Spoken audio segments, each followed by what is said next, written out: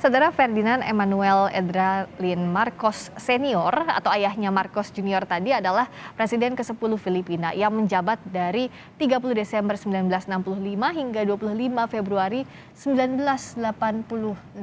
Marcos adalah Presiden Filipina pertama yang terpilih untuk menjabat selama 2 masa bakti berturut-turut secara penuh pada tahun 72.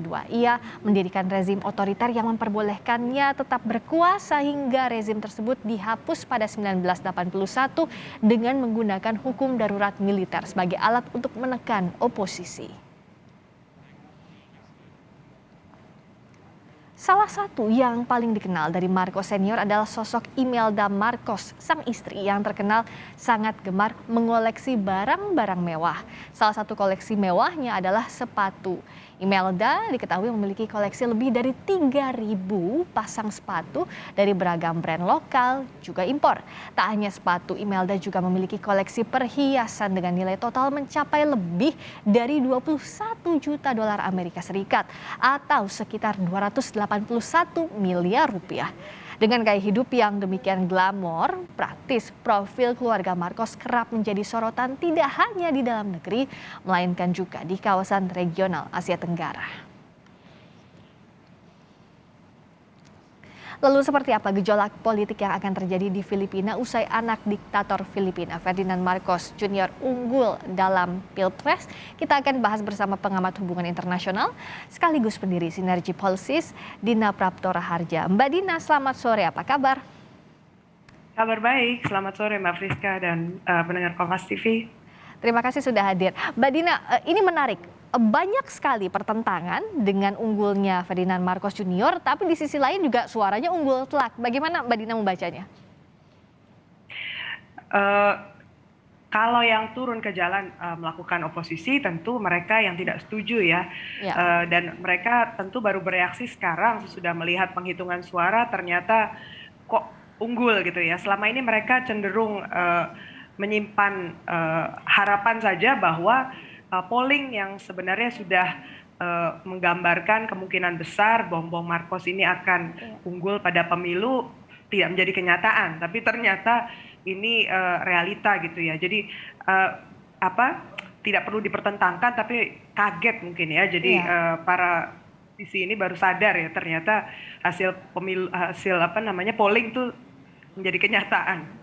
Iya, Mbak Dina melihatnya gejolak ini akan timbul dari sebagian besar massa yang sebagian besarnya aktivis begitu ya, atau memang bisa terjadi meluas gejolak ini? Saya melihat pada saat ini belum tentu bisa meluas.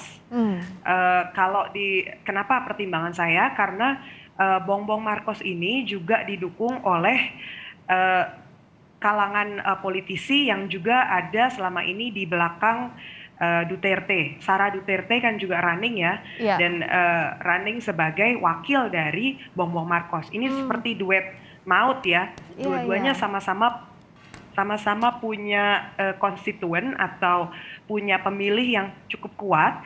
Dan kalau di Filipina itu pada dasarnya politisi itu didukung oleh dinasti yang kuat mengakar sampai ke konstituen di wilayahnya masing-masing. Jadi bom Marcos ini daerah kekuatannya adalah di utara Filipina. Di sana ada daerah namanya Ilocos. Ilocos itu sudah kalau kita bilang udah lebih dari setengah abad berarti ya. Sejak Marcos itu berkuasa 36 tahun plus 20 tahun lebih waktu itu Marcos berkuasa, wilayah itu sangat merasa berutang budi pada keluarga Marcos. Sementara daerah Filipina Selatan ini dikuasai oleh keluarga Duterte. Dan keluarga Duterte ini cukup kuat ya di daerah Davao dan sekelilingnya. Mereka dianggap juga sebagai kontributor ya, penyumbang pembangunan untuk Filipina Selatan. Jadi kalau saya bayangkan berarti kelompok yang oposisi ini lebih banyak betul di kalangan para aktivis, orang-orang yang lebih sadar demokrasi gitu. Tetapi pada dasarnya rata-rata orang Filipina lebih melihat pada hasil yang mungkin bisa langsung diterima oleh mereka gitu ya. Jadi butuh Iya. waktu untuk mereka sadar, kecuali kemudian muncul kekerasan atau eh, apa ya hal-hal yang negatif gitu Hmm. langsung tampak dari Bongbong. Saat ini Hmm. belum kelihatan. Oke, kalau dikaitkan dengan Indonesia, misalnya apa dampaknya kalau terpilihnya Bongbong Marcos eh, dengan hubungan politik dengan Indonesia? Apakah sebelumnya yang dibangun dengan Duterte otomatis akan dilanjutkan atau seperti apa Mbak Dina melihatnya? Nah, ini menarik juga memang. Jadi kalau dari segi politik luar negeri, selama ini Duterte kan arah orientasi politik luar negerinya cenderung untuk lebih berani mengatakan tidak pada Amerika Serikat gitu ya. Ya. Dan walaupun awalnya saya berpikir secara politik gitu ya di tataran ASEAN misalnya itu akan mengendur kerjasamanya, tapi paling nggak masih ada model-model kerjasama. Tapi Ya. kalau dipegang oleh Bongbong Marcos, yang notabene dia juga punya apa ya sejarah yang lebih kelam gitu ya di tingkat internasional, bisa jadi peta politiknya juga akan berubah. Di sisi lain tentu kita di Indonesia juga harus berduka menurut saya Oh, oke. karena berarti kawan kita di ASEAN yang merupakan negara demokrasi Mhm, itu ya.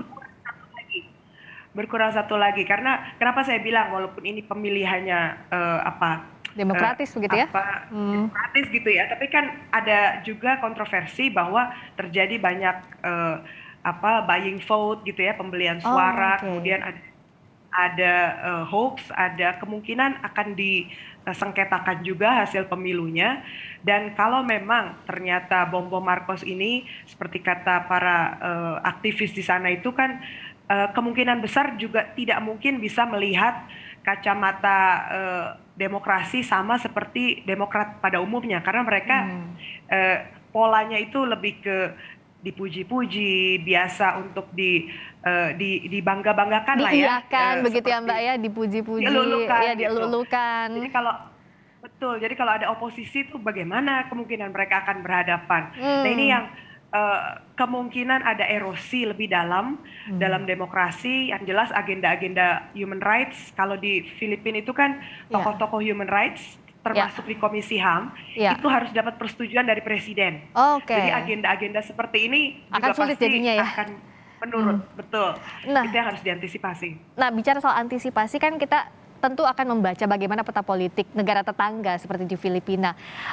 Tadi kalau kata Mbak Dina menarik, Indonesia harusnya berduka karena hilang satu kawan negara demokrasi gitu, Filipina. Dan jangan sampai ini terjadi di Indonesia, kan kita tahu juga walaupun masih cukup panjang tapi kan ya gejolak politik sudah muncul dari sekarang lah begitu Mbak Dina ya di Indonesia. Nah, agar hal seperti ini bisa dijaga, jangan sampai ada buying votes saat pemilu nanti 2024, kalau kita kaitkan begitu, apa ya yang bisa kita pelajari dari Filipina hari ini? Satu hal yang menonjol ya berarti masyarakat itu mendapatkan informasi atau rely on information, mengandalkan informasi paling banyak dari sosial media dan juga dari kelompok-kelompok yang mereka memang ingin dengar. Jadi ada klik-klik politik ya, terutama Ah. untuk kalangan kaum muda yang cukup dominan mereka dengarkan. Jadi suara-suara yang ini yang disebut echo chamber ya, suara-suara yang tidak mereka senangi dan orang orientasinya cenderung praktis gitu loh. Hari ini Hmm. apa sih hasilnya untuk masyarakat gitu ya, Ya. untuk pekerjaan saya ada atau tidak. Nah, kalau mereka melihat seorang tokoh yang berpengaruh, kelihatan punya jejaring cukup kuat, apalagi sampai di daerah, mereka jadi lebih pede bahwa kalau orang itu terpilih, maka otomatis pembangunan lebih lancar. Nah, ini yang salah kaprah berarti kan, Hmm. tidak ada kaitan langsung sebenarnya antara hal itu dengan kepercayaan masyarakat pada Hmm. seorang tokoh. Seorang tokoh itu pada dasar kalau dia diberi kepercayaan pada masyarakatnya, otomatis dia bisa melahirkan kebijakan-kebijakan yang lebih inovatif. Hmm. Nah, situasi yang dinasti politiknya memang sangat sulit.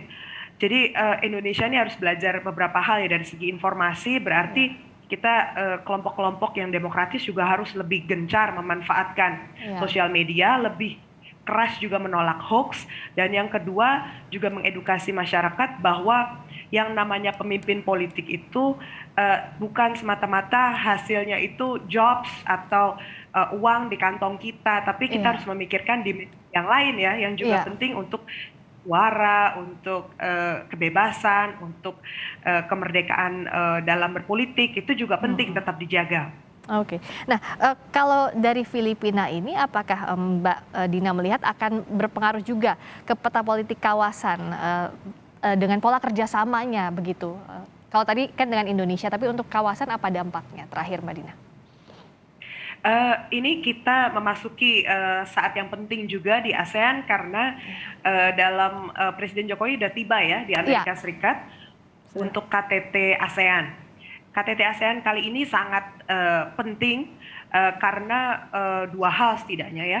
Pertama ada masalah Indo-Pasifik yang sangat sentral dalam menjaga ketentraman, kestabilan ekonomi maupun politik di kawasan. Yang kedua karena kaitannya dengan perang di Rusia dan Ukraina yang sudah